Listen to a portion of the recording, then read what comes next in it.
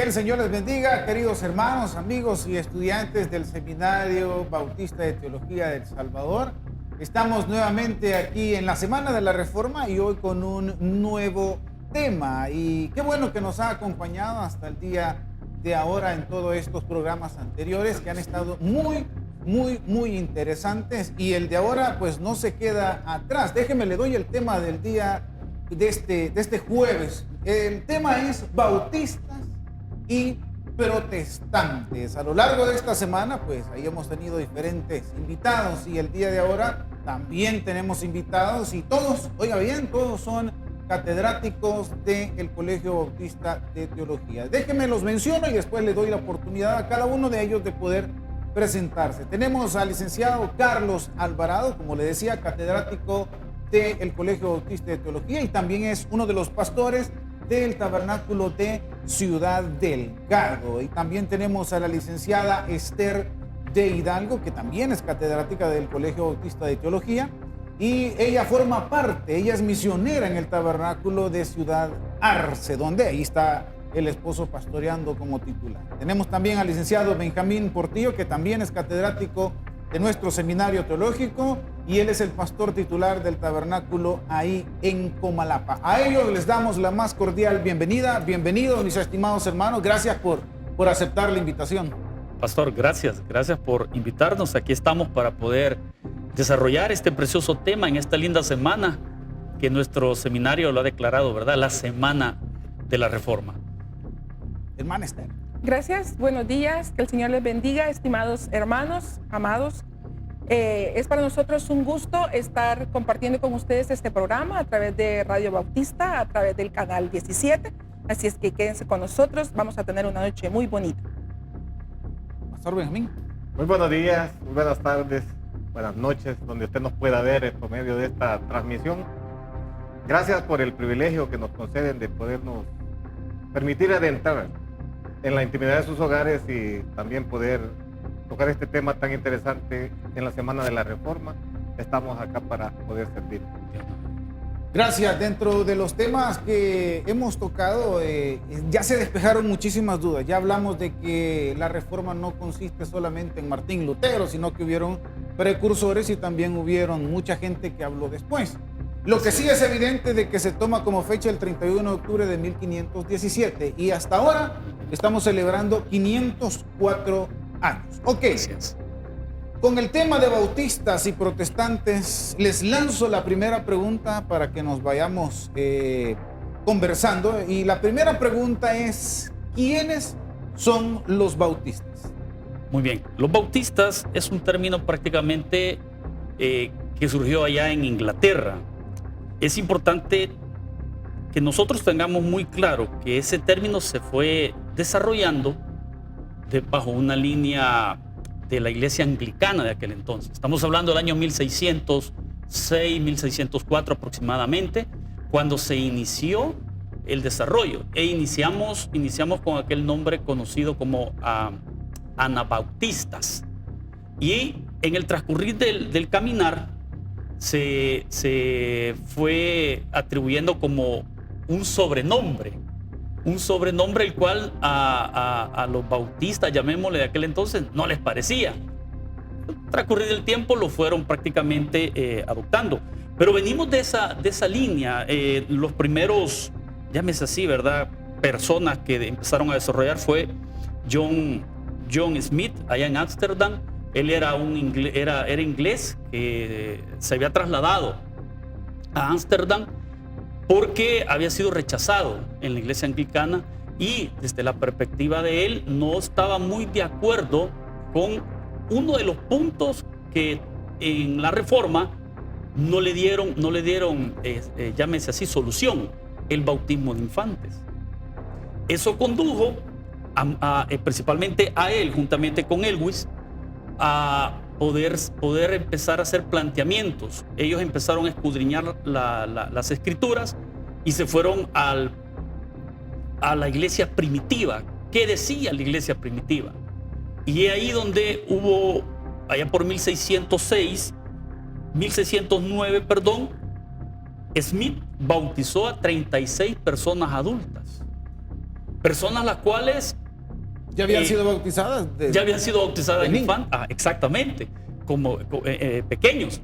Pero a toda la comunidad cristiana aquel entonces no le parecía la idea. No le parecía. Lo apoyó bastante Elwes, al grado que en 1611 él publicó la primera confesión de fe de los bautistas, ya que era un tiempo en donde empezaba el tiempo confesionario. Entonces, es ahí donde nosotros como bautistas, o quienes somos los bautistas, nosotros venimos de una línea prácticamente anglicana. Y los anglicanos en aquellos entonces, o en Inglaterra, funcionaban los puritanos y los separatistas, líneas fuertes en sus creencias y totalmente alejados de lo que era el papado aquel entonces, ¿verdad? Entonces, nosotros es ahí donde nosotros surgimos, pastor. Licenciada Esther. Así es, solamente ampliando un poco lo que nos ha contado el pastor. Es bien importante que sepamos realmente de dónde viene la palabra bautista en su estructura. La palabra bautista etimológicamente viene tanto del latín baptista o también del griego baptistes, que significa hundir o sumergir. Por lo tanto, su significado viene siendo el que bautiza. Entonces, ¿por qué les puso este nombre? Porque ellos adoptaron la forma también como una reforma, digamos, como un cambio, de que ya el bautizo también, aparte de que ellos lo tomaban para adultos nada más, no niños, sino que no solamente era por aspersión, no era por aspersión o una rociadita de agua en su cabeza, sino que tenía que sumergirse en agua completamente, ¿verdad? El sumergirse, hundirse. Entonces de ahí por eso viene la palabra bautista. La palabra bautista hace énfasis en el nuevo nacimiento y por ende en el bautizo de un adulto creyente, de un creyente que por lo tanto tiene que ser adulto, ¿verdad? Y por inmersión, o sea, por hundimiento, para poder tener ellos la plena declaración de que estaban aceptando y que realmente estaban pregonando lo que habían creído. Entonces, la diferencia entre un bautismo de infantes y un bautismo de adultos era el hecho de que un niño no puede entender, no entiende esas dos palabras importantes, que son el arrepentimiento y la fe. Y no es que fueran rebautizadores, porque también por eso ellos al principio no aceptaban esa palabra, ¿verdad? Rebautizadores, porque no aceptaban el bautismo de infantes. Entonces eso no tenía ninguna validez. Realmente no eran rebautizadores, sino que eran bautizadores, porque lo que hacían los demás no tenía ninguna validez. Entonces, exacto, como dijo también acá nuestro hermano Carlos Alvarado, allá por no pongamos fechas exactas, porque en algunas literaturas dicen unas fechas y en otras, 1606, 608, estos dos señores, John Smith y Tomás Elvis, ¿verdad?, emigraron, se asilaron allá en Ámsterdam por lo mismo, por la persecución que tenían, porque no se podía desarrollar el movimiento. Y ahí comenzaron ellos a desarrollar, ¿verdad?, el movimiento bautista. Pastor Benjamín. Muchas gracias. Vale la pena agregar el hecho de que en esto de conocer quiénes son los bautistas, de dónde vienen los bautistas, se maneja la idea de que el término es porque proviene desde la iglesia primitiva. No podríamos considerar ese hecho relacionado con el nombre específico.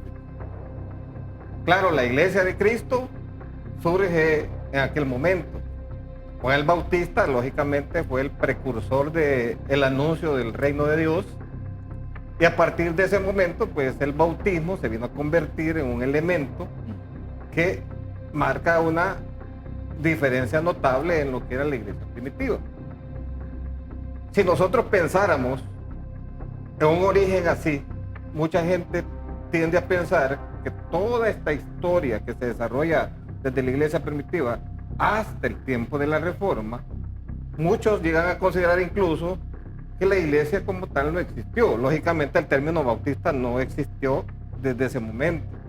Sin embargo, hay que recordar que la Reforma no necesariamente es un evento que surge en ese año 1517 a partir de las 95 tesis. Hubieron movimientos previos que permitieron que aquello fuese llegando. Uno de los puntos que marcan este movimiento es el surgimiento de la imprenta. Como tal, la escritura comienza a ser traducida a los idiomas de aquel momento, y eso la gente les llamó la atención a un estudio más consensuado de la palabra del Señor. Es entonces que todos estos movimientos comienzan a surgirse. Incluso antes de la Reforma ya existía grupos de creyentes que no estaban de acuerdo con las doctrinas que la Iglesia Católica había mantenido por años, las famosas indulgencias, el bautismo de infantes.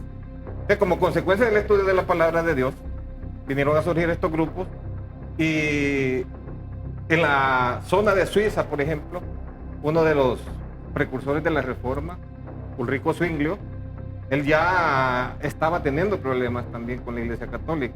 Ulrico Zwinglio, al igual que Martín Lutero y Calvino, nunca dejaron de pertenecer a la Iglesia Católica.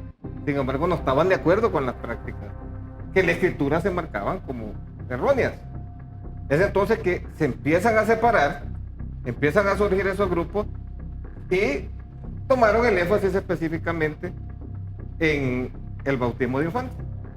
Entonces comenzaron a ver que no era la forma de bautizar. Vinieron ellos y comenzaron a ver la forma de cómo poder debatir, refutar aquella teoría, y fue preparando el camino. Incluso desde el año 1520 en adelante se comenzó a preparar el camino para el término con el cual comenzaron a ser llamados en un principio los anabautistas, que ya fueron mencionados previamente. Que lógicamente el término anabautista es el que significa rebautizador. Rebautizador.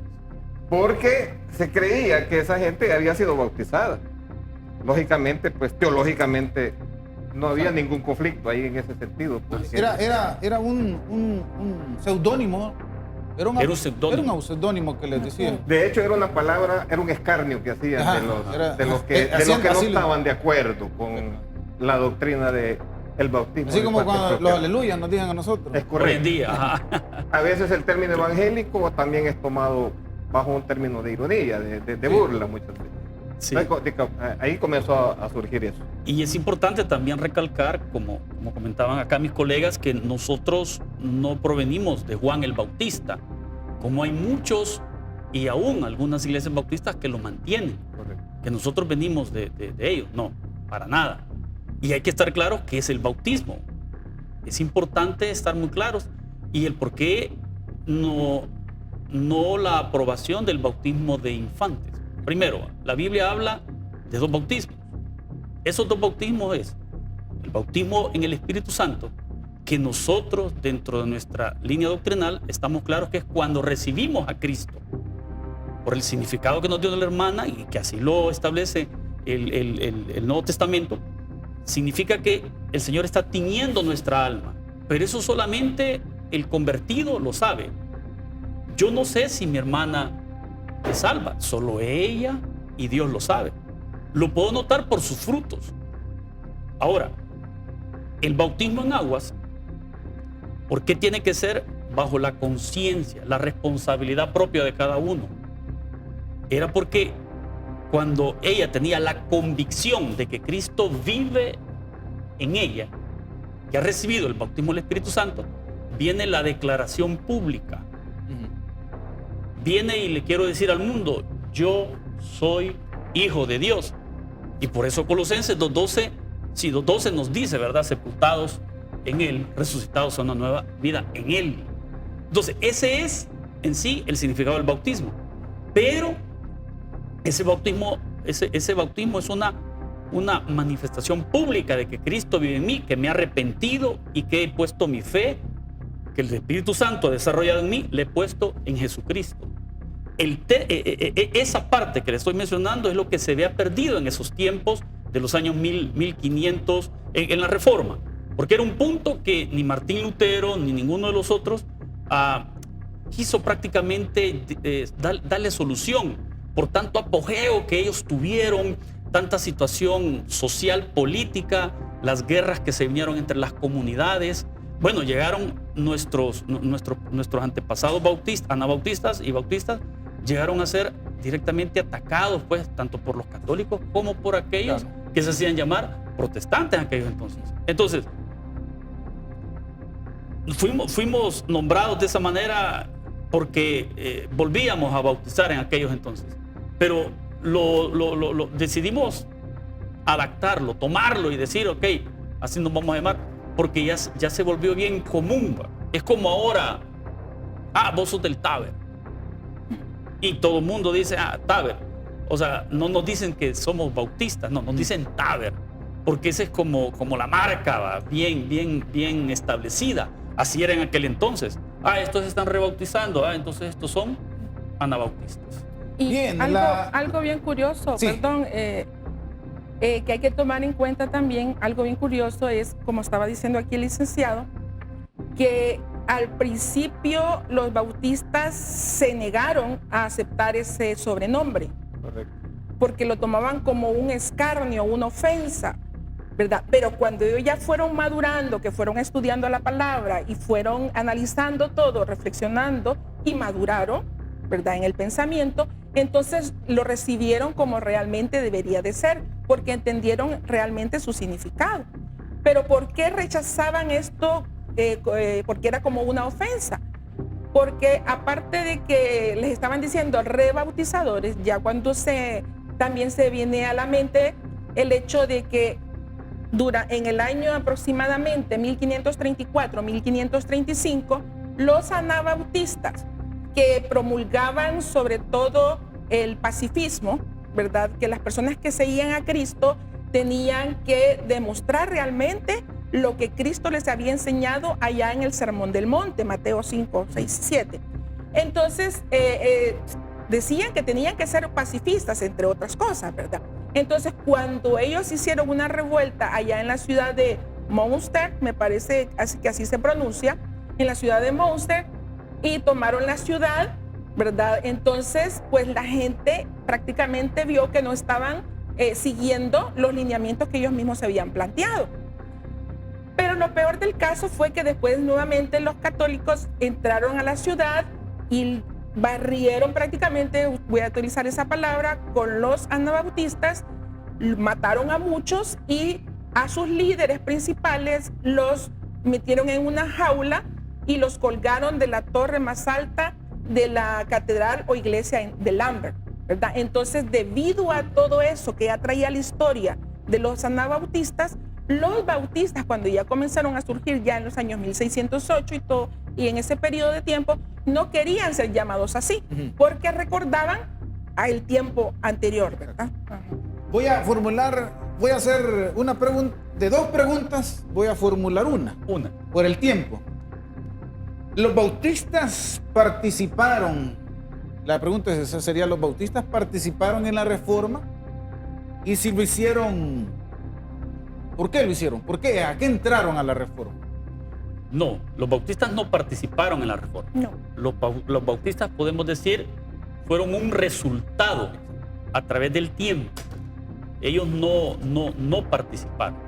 Se conoce dentro del ámbito de la reforma cuatro líneas principales de la reforma. La reforma radical, la reforma luterana, la reforma anglicana y la reforma calvinista. Estas se desarrollaron desde 1517. A todo eso se le llama reforma protestante.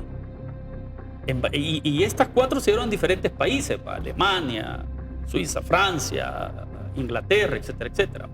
Entonces, nosotros somos un resultado como bautistas. Muchísimos años tiempo. después de la reforma. Un tiempo después, casi 100 años después. Casi 100 años después, sí. Así es. Los bautistas no participamos de la reforma, ¿verdad?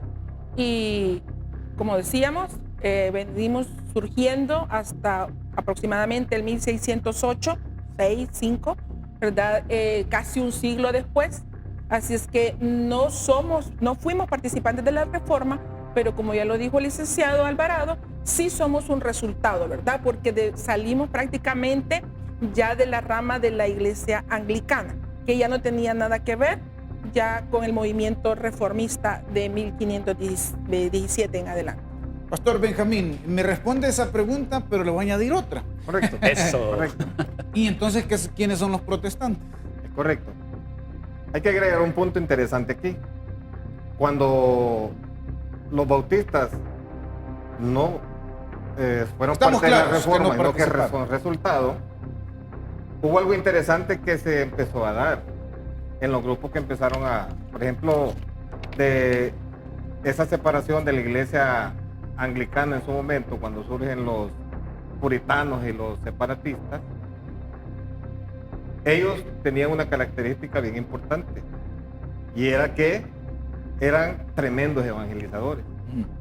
Entonces eso, con lo que ya los reformadores habían preparado y lo que surgió respecto al bautismo, eso llegó a ser comunicado por medio de estas personas. Entonces podría llegarse a pensar que en la historia sí participaron en la reforma en ese sentido, pero fue, repito, por el resultado que se dio y por esa parte evangelística que hasta hoy a los bautistas los hacen resaltar en muchas partes del mundo. Ahora bien, protestantes. La verdad que el término protestante, el concepto que surgió, no surge dentro de un aspecto propiamente denominacional o religioso, sino más bien en un aspecto político. Porque Ya la veo. allá por los años 1526 se dio lo que se llamaba la dieta de Speyer. La verdad que la palabra dieta para nosotros es totalmente distinta. La palabra diet es una Día. palabra Día. en alemán que significa día. El día de la asamblea donde se trataban asuntos religiosos, y se llegó a determinar que la mayoría en aquel tiempo ya se habían expandido los que se habían separado de la Iglesia Católica. En ciertas regiones de los países había lugares donde predominaban los católicos y había lugares donde predominaban los que ellos empezaron a ver que se empezaron a separar. Entonces surgió el rey Carlos V, que era católico. Entonces él anuló ese aspecto. No puede ser, dijo, que estos ahora predominen sobre nosotros.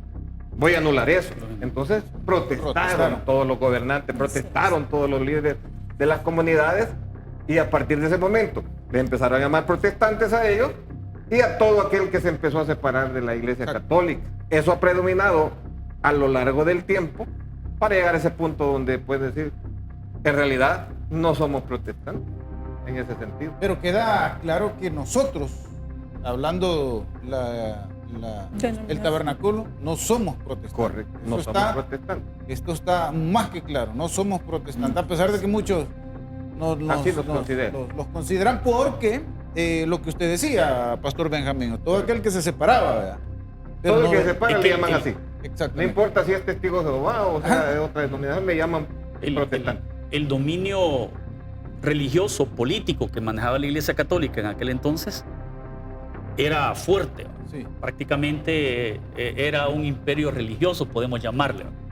Lo cual todo aquel que se separaba de una manera que lo hiciera protestando, ahí donde lo tildaban de protestante.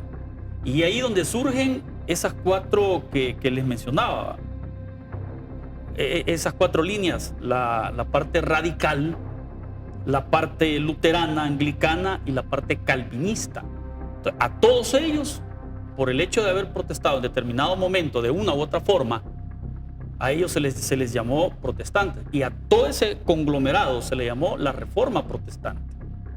Y ahí donde los anabautistas que empezaron a surgir, empezaron a tomar aquellos aspectos de la Reforma radical, y ahí donde ya empieza a surgir aquellos nombres como Simeon, empieza a surgir aquellos nombres, aquellos líderes como Conrado. Smith, como Thomas. Y estos grandes hombres de ese momento no les parecía ciertas cosas. Entonces empezaron a retomar aspectos buenos de cada una de los radicales, de los luteranos, de los anglicanos, los calvinistas. Y ahí donde en determinadas comunidades se les llegó a llamar la reforma anabautista, no con el impacto que tuvieron la radical, no con el impacto que tuvo la calvinista, la luterana, y ahí donde estos líderes como Conrado Greber, Félix Meng, Balsamar Humier y Memo Simón, ellos habían empujado, apoyados y siguiendo a Zwinglio de Zürich. Los anabautistas seguían, respetaban, tomaban en cuenta al doctor Martín Lutero en sus creencias. Al inicio la iglesia anglicana nació prácticamente de los escritos de Martín Lutero, ¿va? En sus inicios. En sus inicios, los anabautistas retomaron los aspectos, llamémosle, los mejores aspectos que tenía la iglesia anglicana. No de manera así directa todo el 100%, porque hay que ser claro, hay algunas cosas que no, pues, o sea, Martín Lutero participó hasta en muchas matanzas, lo cual la historia de manera directa no lo cuenta, pero él en muchas oportunidades, por no dimensionar el hecho de haber colocado esas 95 tesis, lo que generó, lo llevó a él a ser un líder de la Reforma Luterana, llamémosle así, de la Reforma Luterana, lo cual le tocó tomar decisiones de ese grado, al grado de decirle a la gente, lo hago bajo la permisividad de Dios. En los temas anteriores hemos colocado, en los programas anteriores hemos colocado algunos videos donde se habla de las mujeres que tuvieron participación también en la reforma. De igual manera, se lo hago a la licenciada Esther porque es mujer, ¿vea? Pero si alguien quiere abonar, el pastor Benjamín, dentro de los anabautistas, dentro de los bautistas, ¿hubieron mujeres sobresalientes? Sí, hubo mujeres sobresalientes dentro de los anabautistas. Siempre, y voy a retomar, ¿cómo decirle? Porque habíamos hablado dentro de la reforma, ¿verdad? Sí. Pero también dentro de ellos. Y voy a retomar la respuesta que dio uno de los panelistas en las charlas anteriores. Que siempre hay mujeres detrás de un gran hombre o detrás de un hombre que trabaja, detrás de un hombre que es líder, siempre hay una mujer apoyándolo. Podría ser que dentro de los anabautistas, los bautistas no tengan nombres exactos en este momento, pero sí podemos ver que para que un hombre pueda salir, para que un hombre pueda ir, para que un hombre pueda hacer todas sus actividades, tiene que haber una mujer atrás de él que lo esté apoyando en todas esas situaciones. En su alimentación, por supuesto, para poner cosas pequeñas, a veces también hasta consejos muy importantes, ¿verdad? Así es que sí, tuvo que haber, o hubo, mejor dicho, mujeres detrás de este movimiento. Ahora, ya si lo tomamos desde la reforma, pues podemos ver también a la esposa de Martín Lutero, que tuvo mucha participación también. Se me viene también a la mente la esposa de Calvino, así también Margarita de Navarra, que fue una mujer que a pesar de su posición, que a pesar de sus creencias, pues abonó mucho a la reforma, creía mucho en la reforma. Entonces estas mujeres, sí, pastores, público en general, siempre las mujeres también tenemos que prepararnos, tenemos que estar, no para salir adelante, ¿verdad? Si se sale, pues ni modo, ¿verdad? Gloria a Dios por eso. Pero no, sino que apoyando, siempre movilizando, siempre escribiendo de base para que todas las reformas, los cambios y todas las actividades que tienen que hacerse en favor del reino de Dios se hagan. Pastor Benjamín. Sí, agregarle el punto de que definitivamente la reforma causó un gran impacto. No podemos nosotros solamente pensar que aquello le afectó a un segmento de la población. Tal vez la historia, que en realidad es muy amplia y también a veces se vuelve hasta confusa porque no hay, digamos así, una línea específica donde se pueden contar nombres en específico. Pero sí estamos seguros de que hubieron mujeres que, debido al impacto, debido al estudio de la escritura, debido al hecho de prever el futuro para sus hijos, definitivamente hubieron mujeres que sí participaron del movimiento, que luego llegó a llamarse bautista, definitivamente. Y quiero agregar aquí un punto. En los Estados Unidos, en otros países, pues predomina mucho la idea de aceptar el papel de la mujer de una forma muy, pero muy importante en lo que es la comunicación del evangelio a la gente. No somos de aquel tipo de personas que creemos que solo los hombres tienen que hablar la palabra, sino que creemos que debido al impacto que tuvo esto, definitivamente las mujeres juegan un papel muy importante dentro de ello. Y personalmente dentro de nuestro seminario sigue siendo. Definitivamente. Sí, de hecho, nuestro seminario ha tenido mujeres que en este momento están desarrollando una labor muy grande dentro de lo que es el país y afuera del país también. Algunas que quizás ni se conoce el trabajo, pero están trabajando fuertemente. Sí, exactamente. Y es importante, pastor, aclarar que dentro de lo que era el imperio religioso católico que existía en aquel entonces, o sea, las mujeres no tenían un papel que eran ¿cómo se dice? Protagónicas. Exacto. Correcto. Viene el momento y surge la Reforma y Martín Lutero se casa con una monja. Solo de Gorgona. Se casa con una monja. Ok. Ahorita. Pero ahora viene y empiezan los bautistas, empiezan a revisar la escritura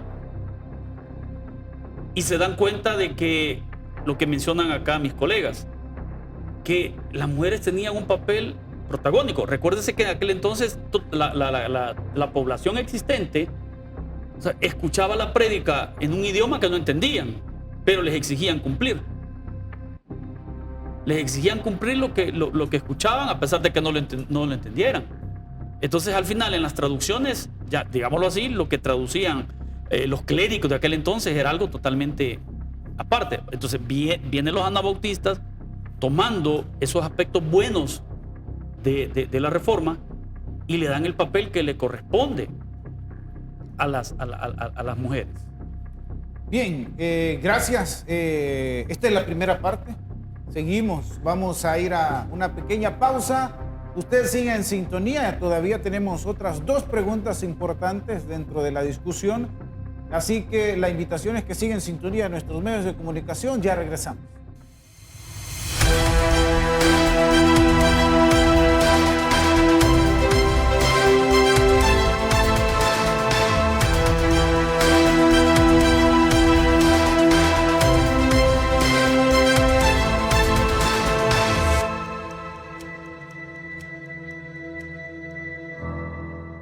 Un modesto monje invitó a debatir una cuestión eclesiástica apremiante y dio lugar a un movimiento de reforma que sacudió la historia.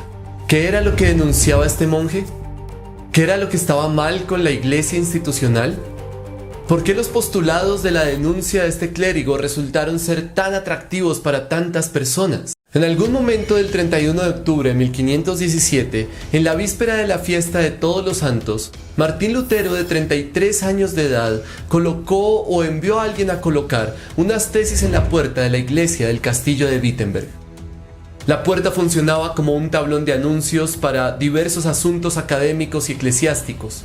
Las tesis fueron escritas en latín e impresas en una hoja de folio por el impresor Johann Grunenberg, uno de los muchos empresarios del nuevo medio de impresión utilizado por primera vez en Alemania hacia 1450. Lutero pedía una disputa sobre el poder y la eficacia de las indulgencias por amor y celo por la verdad y el deseo de sacarla a la luz. Lo hizo como un fiel monje y sacerdote que había sido nombrado profesor de teología bíblica en la Universidad de Wittenberg, una pequeña institución prácticamente desconocida en una pequeña ciudad del Sacro Imperio Romano Germánico. Se enviaron algunas copias de las tesis a amigos y funcionarios de la iglesia, pero la disputa nunca tuvo lugar. Alberto de Brandeburgo, arzobispo de Maguncia, envió las tesis a algunos teólogos cuyo dictamen le impulsó a enviar una copia a Roma y exigir que se actuara contra Lutero. En los primeros meses de 1518, las tesis se habían reimpreso en muchas ciudades y el nombre de Lutero se había asociado a las exigencias de un cambio radical en la iglesia. El modesto monje se había convertido en noticia de primera plana. ¿Por qué? Lutero convocó un debate sobre el tema más neurálgico de su tiempo, la relación entre el dinero y la religión. Las indulgencias, del latín indulgentia permit, se habían convertido en los complejos instrumentos para conceder el perdón de los pecados. Según los romanistas, la concesión del perdón en el sacramento de la penitencia se basaba en el poder de las llaves, otorgada a los apóstoles según Mateo 16:18, y se utilizaba para disciplinar a los pecadores. A los pecadores arrepentidos se les pedía que mostraran su arrepentimiento por sus pecados, llamada contrición, que los confesaran a un sacerdote a través de la confesión y que hicieran una obra penitencial para expiarlos, llamada satisfacción. Las indulgencias se concedían por orden papal y ejecutiva y por permiso escrito en varios obispados, y tenían como objetivo relajar o conmutar el trabajo de satisfacción del pecador penitente. A finales del siglo XI era habitual conceder indulgencias a los voluntarios que participaban en las cruzadas a Tierra Santa contra los musulmanes. Todos los pecados serían perdonados a quien participara en una empresa tan peligrosa pero santa. A partir de 1300 se concedió una conmutación completa de la satisfacción o indulgencia plenaria a todos los peregrinos que visitaran los santuarios de Roma durante los años jubilares, al principio cada 100 años y finalmente cada 25. Pronto abundaron los abusos. Se expedían permisos que ofrecían la exención de toda pena temporal, incluso de la pena del purgatorio, a cambio de un pago específico determinado por la Iglesia.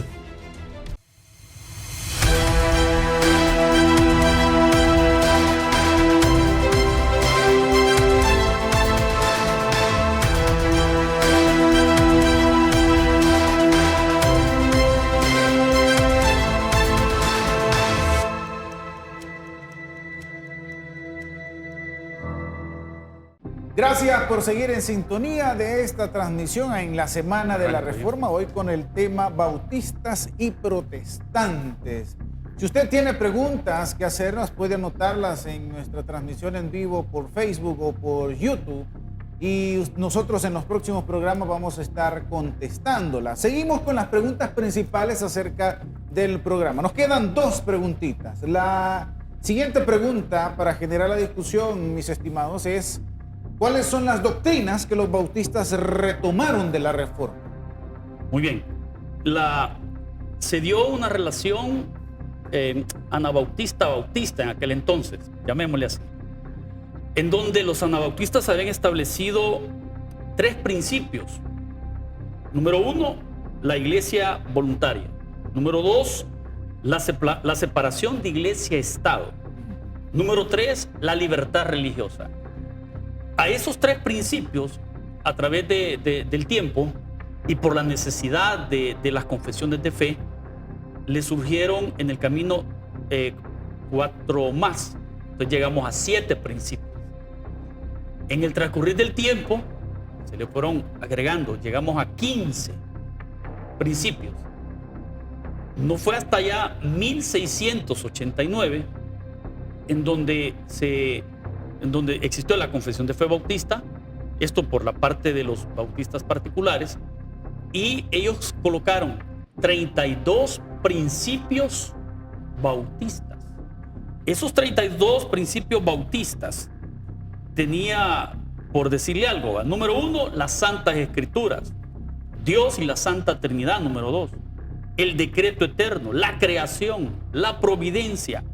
Ustedes lo pueden encontrar en internet y ponen Confesión Bautista en 1689. Ok, de esos 32 es que han surgido las doctrinas que el día de ahora nosotros manejamos. Ahora, la pregunta es ¿cuáles fueron las doctrinas? Los bautistas fueron a la Biblia, fueron a la iglesia primitiva, empezaron a escudriñar las escrituras y se dieron cuenta de que la iglesia primitiva predicaba a Cristo, su pasión, su muerte, su resurrección, y predicaba del Espíritu Santo, predicaba de la salvación, predicaba del Padre. Desde esa perspectiva ellos empezaron a retomar todo aquello que la iglesia primitiva había prácticamente establecido, y ahí donde dentro del ámbito en sí de la reforma empezaron a ver que si esto que tenían ellos, que habían investigado, encajaba, entonces empezaron, sí, pues lo tienen los radicales, lo tienen los anglicanos, esto sí lo tienen los luteranos, esto lo tienen los calvinistas, y empezaron a unificar. Pero pasó el tiempo y de repente surgieron dos clases de bautistas: los bautistas generales y los bautistas particulares. Y se da esa división, digamos, de los bautistas, o esas dos clases, y los bautistas generales se empezaron a caracterizar por apoyar ciertos aspectos de Arminio en aquel entonces, que existió allá por 1609 en Holanda una fuerte discusión por los 5 puntos arminianos, y luego vinieron la escuela de Gomero, los gomeristas se le decía, y ellos sacaron los 5 puntos calvinistas, los colocaron. Calvino ya había muerto. Entonces, los generales respaldaron hasta cierto punto todos los aspectos que Arminio planteaba, y los particulares respaldaban los aspectos que Calvino, en el caso de la escuela holandesa, los gomeristas, habían establecido. Y ahí donde en 1689, la declaración de fe de 1689 es de los bautistas particulares, y es de donde se basa gran parte de las doctrinas hasta el día de hoy de los bautistas. Licenciada Esther. Los bautistas siempre han recurrido a la Biblia como la autoridad final en cuanto a su fe y a la práctica de ella. Y entonces todo lo que ellos estudiaron por sí mismos, los bautistas, todo que estudiaron, las que fueron a las escrituras, ¿verdad? Y estudiaron las escrituras, profundizaron en ellas y tomaron los aspectos más importantes, o mejor dicho, los aspectos fundamentales de las doctrinas que plantea la Biblia. Entonces podemos decir que estaban de acuerdo con varias de las ideas que también tenían los reformadores. Entre ellas podemos decir también la sola escritura, ¿verdad? Que ninguna decisión bautista es tomada lejos de las escrituras, o que no esté basada en las escrituras. Entonces podríamos decir también de que no es que los bautistas tomaron de la reforma estas doctrinas, sino que ellos están convencidos a través del estudio de que las doctrinas que tenemos ahora, 10 doctrinas, ¿verdad?, están basadas completamente en la Biblia, que concuerdan con algunas de las doctrinas de la reforma. Pastor Benjamín. Sí, hay que aclarar un punto importante aquí, y es el hecho que las doctrinas son bíblicas. Las doctrinas son bíblicas. Se le llaman doctrinas bautistas, a veces hay confusión en esa parte, porque en realidad son principios que surgieron a partir de las confesiones de fe. Así es. La reforma misma ha creado un movimiento para enfatizar aspectos más relevantes uno tras otro, pero no significa que aquel aspecto que es relevante deje al otro como una doctrina olvidada o malentendida, porque acusan mucho a la iglesia en el tiempo de que no ha sostenido la doctrina bíblica durante mucho tiempo, pero es por el problema de que hay personas incluso que dicen llamarse bautistas, pero en su práctica no lo son, porque no sigue lo que los principios establecidos de las confesiones de fe se remarcaron, pero casi todos ellos, por no decir todos ellos, estaban enmarcados en las Sagradas Escrituras. Entonces, cuando nosotros hablamos doctrina bautista, todas son extraídas de la Sagrada Escritura. De la Santa Escritura. Hay partes en las cuales la Iglesia Bautista le ha tocado defender ciertas doctrinas que han sido apabulladas, como por ejemplo declarar que Jesús no es Dios, cuando la Biblia lo establece claramente. Entonces, a los bautistas se les reconoce como los mayores apologetas en la historia. A partir de los seminarios que empezaron a surgir, producto de la necesidad que hubo en Europa de remarcar estas doctrinas firmemente y dejarlas plasmadas en la mente y en el corazón de las personas que estaban escuchando el mensaje del Evangelio de nuestro Señor Jesucristo. Entonces, si hablamos nosotros de doctrinas tomadas de la Reforma, lo que hicieron nada más es enfatizarlas, ponerlas en la bandeja, como dicen algunos, de plata, y poder decir: esto es lo que creemos, en esto nos fundamentamos y bajo esta premisa, doctrina, nosotros vivimos. Definitivamente que, como les digo, si algo nos caracteriza en nuestro seminario es eso precisamente. Es eso. No está ya escrito. Yo recuerdo las clases de, bueno, en este caso el pastor Benjamín Portillo fue mi maestro en el seminario, y otro maestro dice: si no está ahí, no lo afirme. No. Si está en la escritura, la misma Biblia se contesta. Es algo que caracteriza a nuestro seminario, a la iglesia en general. Nosotros lo que predicamos no es nuestra experiencia, no es la experiencia del otro, es lo que ahí está plasmado. Ahora, Entonces, es bien importante porque exactamente lo de las 5 solas son cosas bíblicas, y fue lo que ocupó la... Y hablando sobre el tema de las 5 solas, o sea, esas eran frases que venían sonando desde los tiempos y no todas surgieron en el mismo momento. En el mismo momento. No fue hasta el siglo XX que ya se establecieron las 5 solas.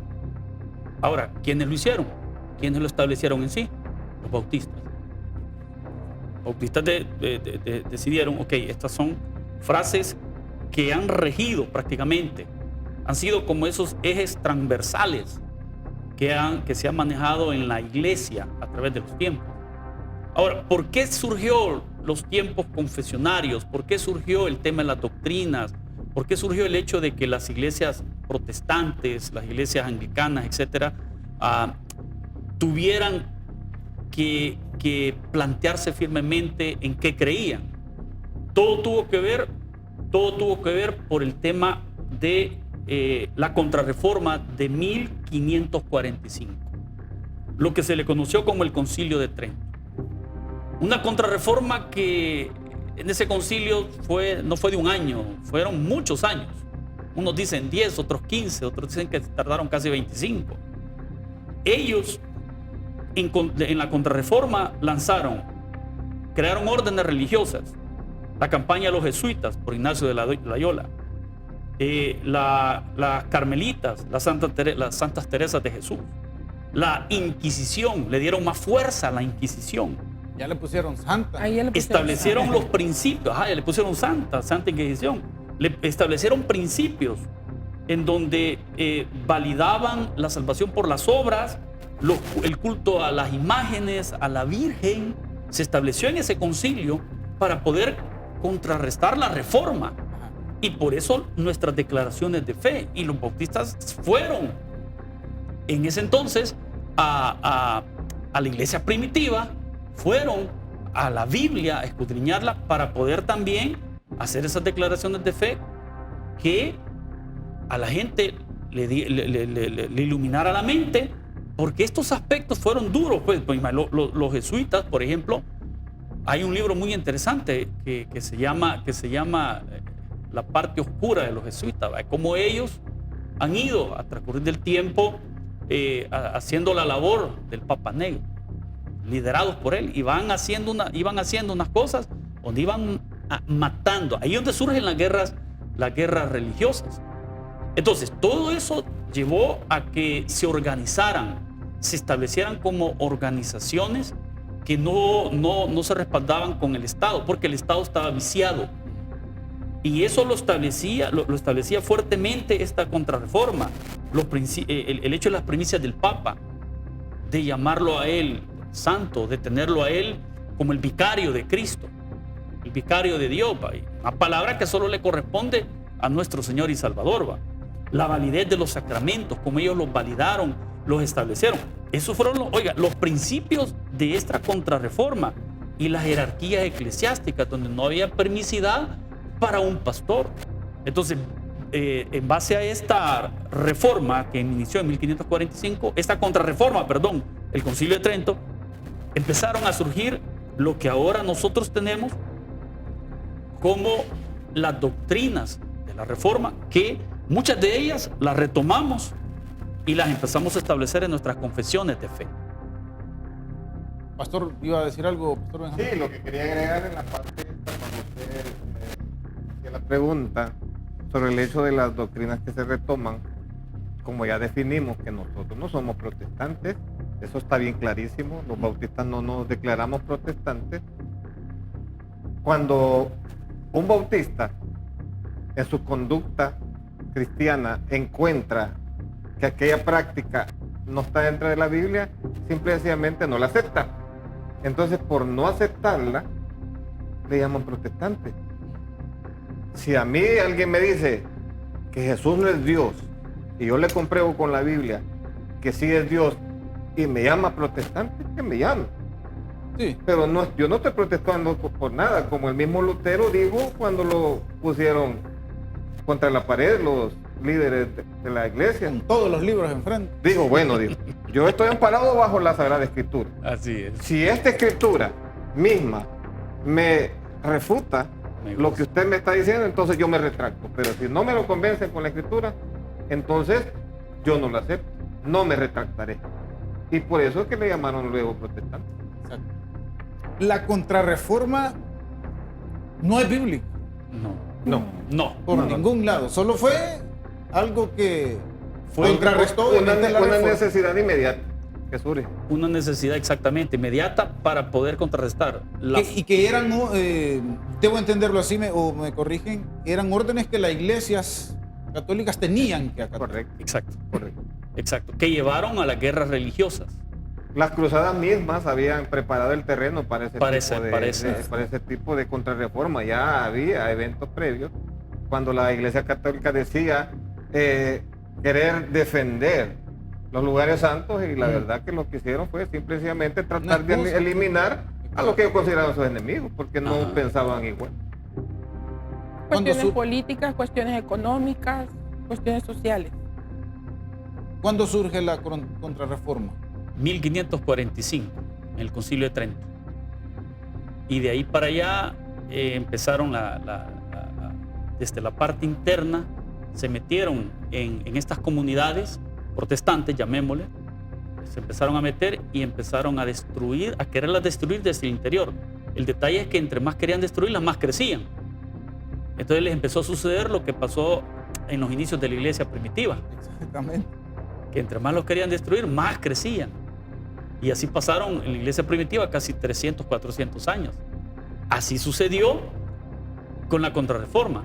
Los jesuitas de aquel entonces, ellos empezaron a enviar, voy a ocupar esa palabra, como sicarios. Y era el hecho de que un sicario iba a ir escarbando, viendo cómo empezaba a minar y a destruir internamente esas comunidades que se habían establecido en toda Europa. Bien, la última pregunta ya está contestada.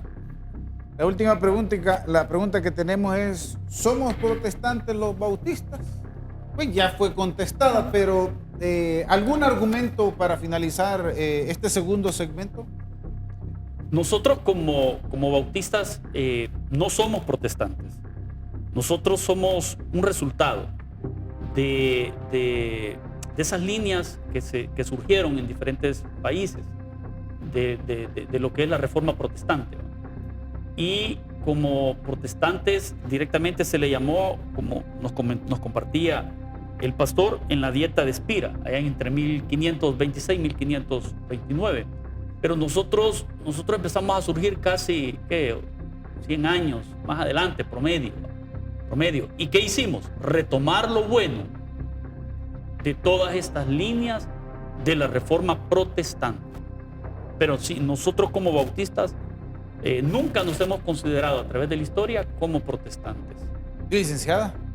Así es, definitivamente los bautistas no somos protestantes. En primer lugar, porque nunca el movimiento bautista surgió del movimiento de la Reforma. Surgieron, ya lo habíamos dicho anteriormente, casi un siglo después.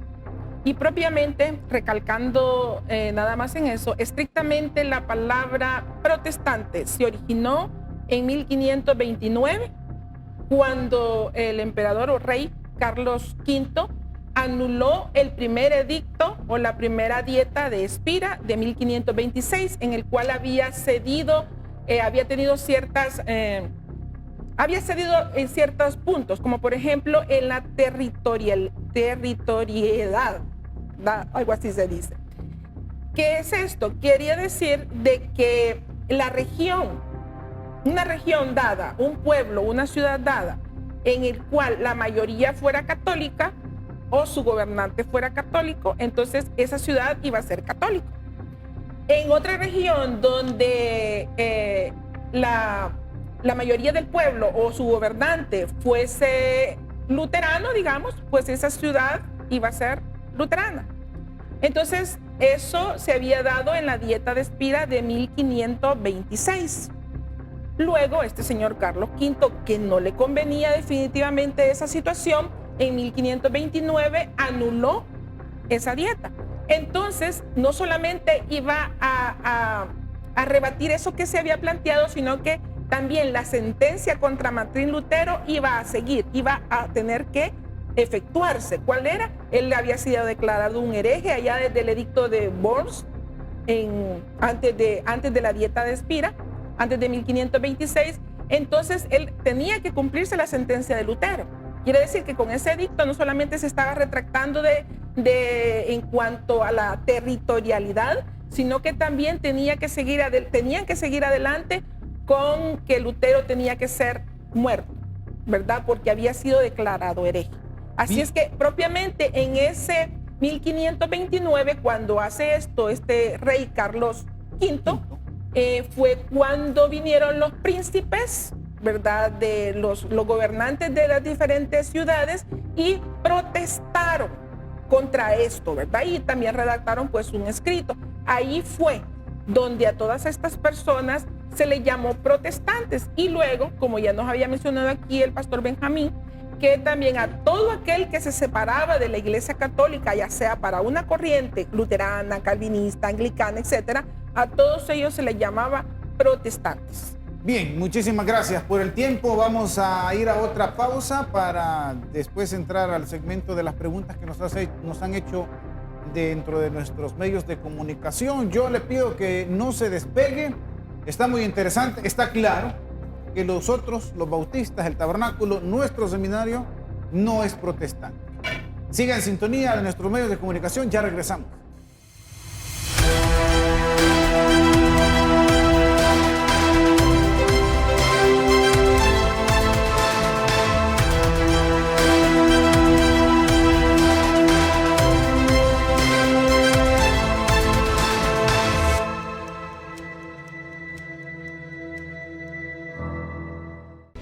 Algunos papas hicieron grandes obras de construcción recaudando grandes sumas mediante la venta de indulgencias. El Papa Julio II, por ejemplo, concedió una indulgencia jubilar en 1510, cuyos ingresos se utilizaron para construir la esplendorosa Basílica de San Pedro en Roma. En 1515, el Papa León X encargó a Alberto de Brandeburgo que utilizara la orden dominica para vender indulgencias de San Pedro en sus tierras. Alberto debía una gran suma a Roma por haberle concedido una dispensa especial para convertirse en el príncipe eclesiástico que gobernaba 3 territorios, Maguncia, Magdeburgo y Halberstadt. Alberto pidió prestado el dinero al Banco de los Fugger en Augsburgo, que contrató a un experimentado vendedor de indulgencias, el dominico Johann Tetzel, que se encargaría de la venta. Una mitad de los ingresos iba a parar a Alberto y a los Fugger y la otra mitad a Roma. La campaña de Tetzel dio lugar al famoso eslogan: en cuanto suena la moneda en el fondo del cofre, sale el alma del purgatorio. El tema de las indulgencias se había vinculado a la ansiedad prevaleciente de la sociedad con respecto a la muerte y el juicio final. Esta ansiedad fue alimentada por un sistema de crédito desbocado basado en el dinero impreso y el recientemente desarrollado sistema bancario. Lutero atacó el abuso de la venta de indulgencias en sus sermones, probablemente en sus sesiones de clase y finalmente en las 95 tesis en las que sonó el tema revolucionario de la Reforma. Cuando nuestro Señor y Maestro Jesucristo dijo, arrepentíos, quiso que toda la vida de los creyentes fuera de arrepentimiento. Ya para 1520, Lutero anunciaba que el bautismo era la única indulgencia necesaria. Toda la vida es una vuelta al bautismo, en el sentido de que uno se aferra a la promesa divina de salvación a través de la fe solo en Jesucristo, quien por su vida, muerte y resurrección liberó a la humanidad de todo castigo por el pecado. Se vive confiando solo en Cristo y convirtiéndose así en un servidor para el prójimo necesitado, en lugar de tratar de apaciguar la ira de Dios a través de actos humanos. Es esta simple reafirmación de la antigua buena nueva cristiana, el Evangelio, lo que creó en la Iglesia romana el movimiento de reforma que atrajo a multitudes en Alemania y en otros territorios europeos. Esta corriente fue impulsada por lemas que subrayaban lo esencial del cristianismo: solo escritura, solo fe, solo gracia. Muchos se adhirieron porque Lutero criticaba al papado, que pretendía tener poder sobre todas las almas. ¿Por qué el Papa, cuya riqueza es hoy mayor que la del más rico Craso, no construye una única basílica de San Pedro con su propio dinero, en lugar de hacerlo con el dinero de los pobres creyentes? Las 95 tesis fueron la gota que colmó el vaso de los romanistas. Cuando más tarde le preguntaron a Lutero por qué había hecho lo que hizo, respondió: nunca quise hacerlo, pero me vi obligado a ello cuando tuve que convertirme en doctor de las Sagradas Escrituras contra mi voluntad.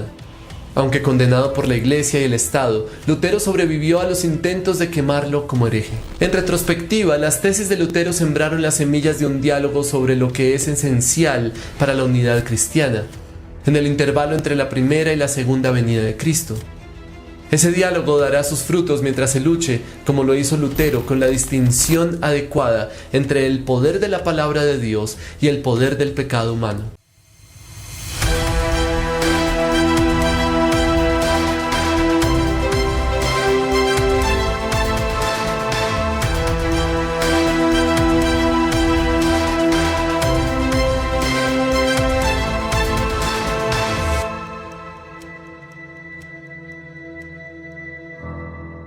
Nuevamente sean bienvenidos, gracias por la continuidad que usted le está dando a esta serie de programas. Bien, ahora vamos a ir a un segmento de preguntas que, como le digo, son preguntas que ustedes nos han hecho por nuestros medios de comunicación. Si usted tiene preguntas sobre el tema que acabamos de ver, usted escríbalas en esta transmisión, que en los posteriores programas pues las vamos a estar contestando. Pastor Benjamín Portillo, ¿por qué hay varias historias del origen de los bautistas? Como que no se ponen de acuerdo, diría yo. Correcto, es correcto. Primero que nada, pues porque en realidad es bien escasa la documentación que hay en relación con la historia de los bautistas propiamente. Los enemigos de aquella época, cuando surge la denominación, trataron de esconder por muchos medios lo que tenía que ver en referencia a los bautistas.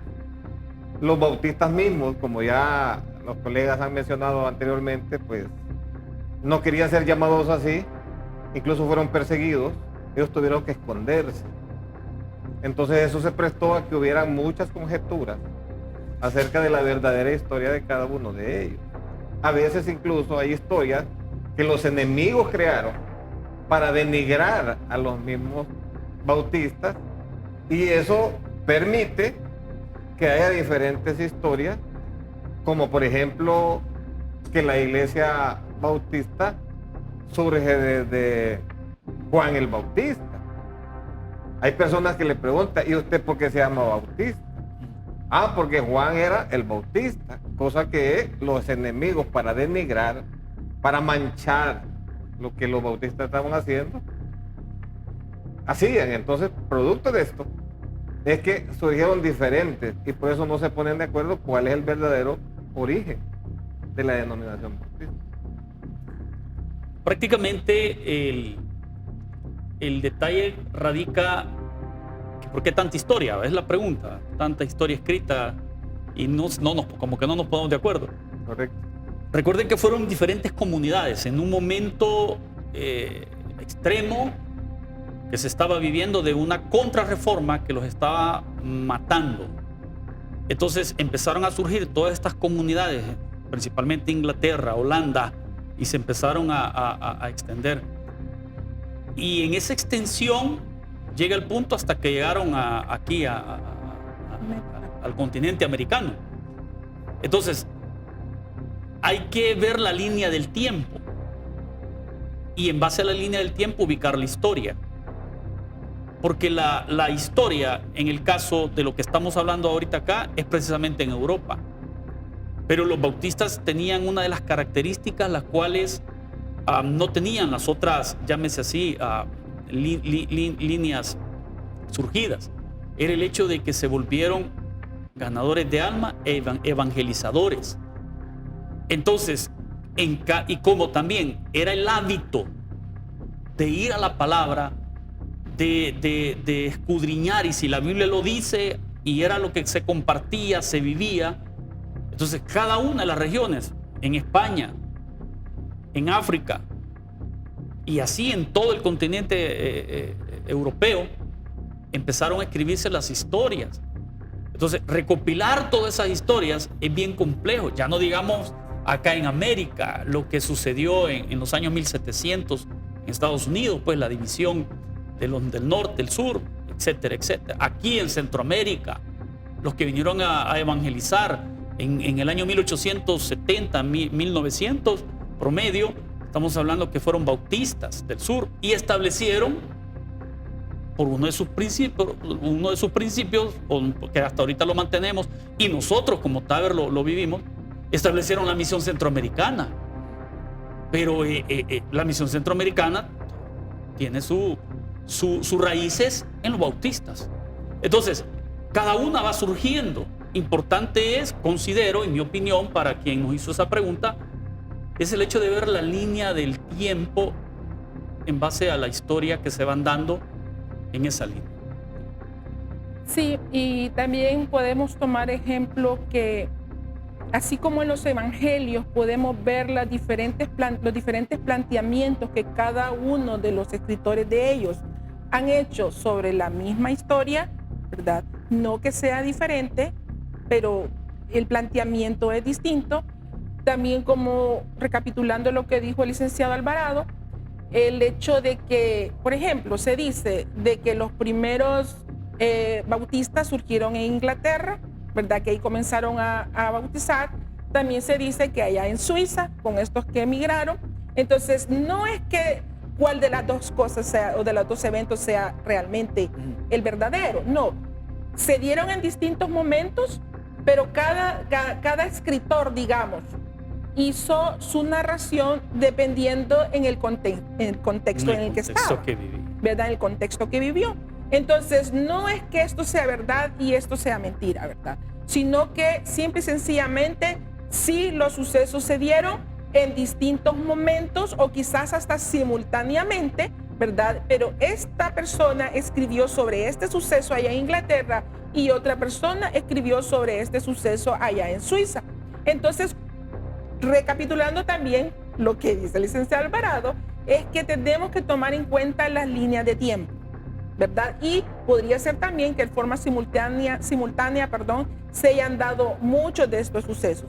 Entonces, y eso aunado también al hecho de que los mismos bautistas no tenían mucho tiempo para escribir su historia por el hecho de que estaban ocupados escondiéndose, huyendo y trabajando, porque ese es el lema bautista, ¿verdad? Desde hace muchos años, trabajar, evangelizar, las misiones, etcétera. Entonces no se dieron mucho tiempo para escribir ellos mismos sobre todo lo que ellos estaban haciendo. Bien, tengo otra pregunta por aquí. ¿Los bautistas son reformados o los bautistas pueden convertirse en reformados? Licenciado. La verdad que surge un debate aquí en este punto. Aquí es otro programa. Es otro problema, porque si yo me voy al aspecto bíblico, la Biblia no dice que nosotros somos reformados en Cristo Jesús, sino que dice que somos hechos conforme a la imagen de su Hijo, doctrinalmente hablando. Pero si nosotros retomamos el aspecto de resultado de la reforma, que producto de la reforma, entonces los bautistas surgieron como denominación se podría considerar para algunos el aspecto reformado como fruto de la reforma, para algunos. No es que sea así. El problema aquí es, que causa debate, es que el término reformado modernamente ha creado una división más dentro de la Iglesia del Señor. Ya. Porque los reformados, según ellos, hoy están haciendo una práctica distinta a lo que la Iglesia ha hecho durante los últimos 100 años en el país. Han tratado de crear un grupo adicional de gente que dicen que ya no creen en esto, ya no creen en otro, y eso le ha abierto la puerta también a el peligro de la herejía. Sí, porque yo he escuchado unos que ya condicionan la gracia, entonces ya no es gracia. Pues. Ya no es gracia. Ese es el problema que surge producto de este término reformado modernamente. Pero la verdad es que la Biblia no enseña nada de ese reformado, no hecho conforme a la imagen de Jesús. Es que a través de la historia desde el año 1517 han ido surgiendo diferentes segmentos, diferentes denominaciones. Pero antes de todo deberíamos de plantearnos más qué significa la palabra reforma. Es darle la forma original, es querer llevar a la forma original. Correcto. Ahora, la mayoría lo ha querido hacer conforme la manera de interpretar la palabra. Entonces, a su propia conveniencia. Y muchos a su propia conveniencia. Entonces, el problema ha radicado en la interpretación de la Biblia, en el mal uso de las herramientas hermenéuticas, en el uso a veces de aspectos o conceptos hermenéuticos que no abonan a la verdadera interpretación. Es ahí donde hoy en día se habla de los bautistas reformados. Una línea surgida porque ven en Latinoamérica y en todo el continente que los bautistas no somos bautistas. Y nosotros somos señalados como que si no fuéramos bautistas. Y muchos fuera de nuestro ámbito nos dicen, ¿y ustedes qué son? Porque aplauden. Porque aplauden. Porque aplauden. ¿Por qué levantan las manos? ¿O por qué los que pasan a adorar lo hacen? Es bíblico. Es bíblico. Que tal vez en un determinado momento de nuestra historia bautista muchos no lo hayan hecho, no quiere decir que por eso nosotros no lo vamos a hacer. Pero es que la Biblia lo dice, ¿va? Alzad manos al Señor. La alabanza del Señor es suave, dice un salmo. Debe ser suave. ¿Qué quiere decir eso? Debe ser una alabanza a la cual llegue al alma. Llegue y toque los cimientos del interior de la persona para que le conduzca a apreciar el mensaje que viene a continuación de la alabanza.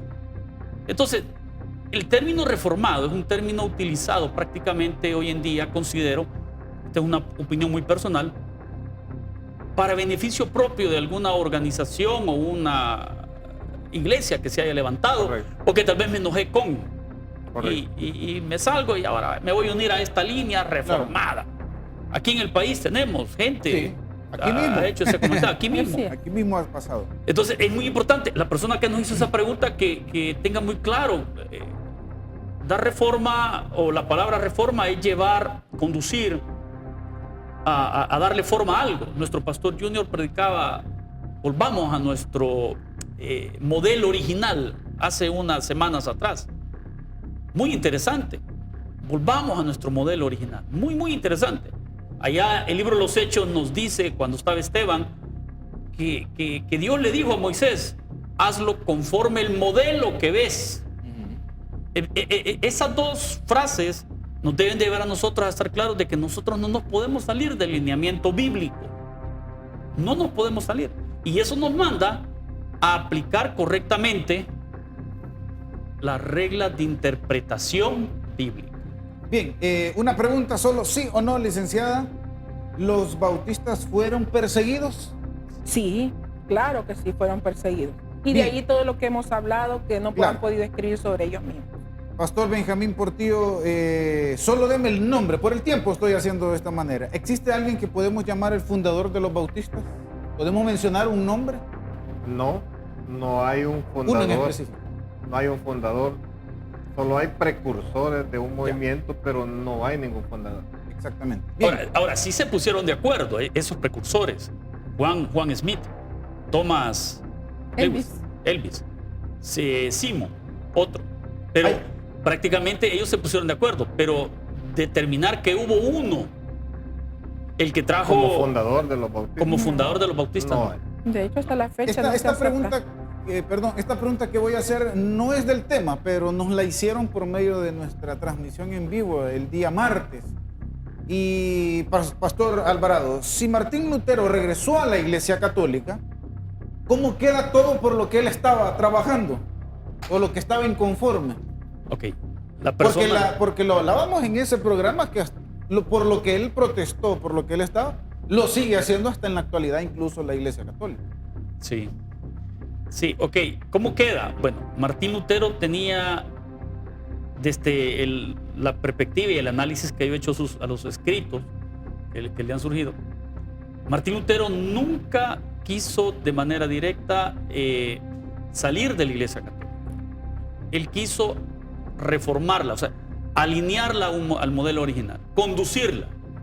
Pero en el camino él se dio cuenta de que no le iba a alcanzar la vida para poderlo hacer, porque lo sacó el Papa, se le vino encima uno, se le vino encima otro, tuvo un problema. Cuando vino a darse cuenta, él había sido aquel que había roto el panal. Exacto. Y aquello se había expandido y empezaron a surgir dentro del ámbito siempre de la reforma, los calvinistas, empezó a surgir, y así cada una de las cuatro líneas principales. Entonces, no podríamos asegurarle ni aseverarle a la persona que nos hizo esa pregunta, ¿verdad?, cómo queda Martín Lutero, sino que él fue el punto de partida con esas 95 tesis. Él fue el punto de partida, pero nunca su intención fue generar otra línea, sino fue reformar internamente a la Iglesia Católica. Pero que eso fue lo que causó. Eso fue lo que rompió el panal. ¿Puedo decir, sin reforma no hubieran habido bautistas? ¿Sí o no? Yo sé que Dios hubiese ocupado otros medios, correcto. pero sin esa reforma, sin ese punto de partida de Martín Lutero, Posiblemente no. Considerando la historia y cómo Dios se ha movido a través de los tiempos, posiblemente no. Sin reforma tal vez hubiésemos surgido 100, 200, 300 años más adelante. sí. Porque Dios hubiese ocupado a otras personas. Exacto. Correcto. Exacto. Bueno, yo les agradezco muchísimo por su participación a cada uno de ustedes, Pastor Alvarado, licenciada Esther, Pastor Portillo, por habernos abonado a este conocimiento, y esperamos que a usted, mi querido televidente, haya sido de mucho beneficio y que le haya quedado claro que nosotros, los bautistas, en el Taber, en nuestro seminario, definitivamente no somos protestantes. Yo le invito, mire, a partir del 1 de diciembre, si usted quiere conocer más de Dios, usted quiere tener las herramientas para interpretar correctamente la Biblia, las inscripciones van a iniciar el 1 de diciembre en nuestro seminario. Usted puede acercarse y puede estudiar con cada uno de nosotros. Nuevamente, muchísimas gracias a cada uno de ustedes. Gracias. ¿Verdad? Esperamos que estos programas no sean los últimos. Si usted sigue en sintonía de nuestros medios de comunicación, y el día de mañana nos vemos en otro programa. Que el Señor les bendiga.